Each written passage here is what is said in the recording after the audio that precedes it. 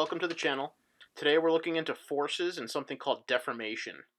For those of you who don't know, deformation is a change of physical shape, and we see it everywhere. There's two types.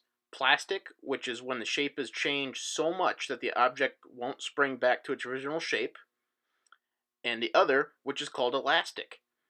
Much like its namesake, elastic deformation is when something stretches or bends, but not so much that it won't return to normal all on its own. Think trees blowing in the wind. At the far end of this, we find the tensile strength, which is a measure of how far something can stretch before it breaks. So, looking at the bow, I want to know a little bit about wood grain. Here we see a doodle of a board with face grain, end grain, and edge grain. The face and edge let us see the direction, which is like a million little straws bundled together. These transport nutrients through the tree.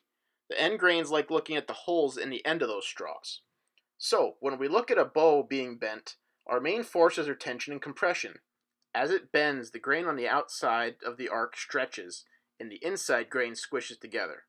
As long as the bow deformation stays within the elastic zone, the bow will return to shape, acting like a spring and making the bow work. To get a powerful bow, you need more wood, which means a bigger bow. One way to keep the bow powerful but still small is to make what's called a recurve bow. By putting more natural bends in more places, you end up with the same amount of wood and therefore force stored in a shorter, more convenient package.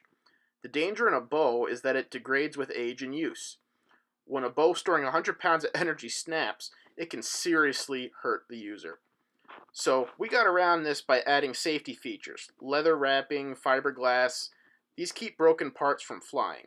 We'll look more into this in another episode. Thanks for tuning in. If you like this content, please like and subscribe. Click the bell icon for updates and more. Until next time.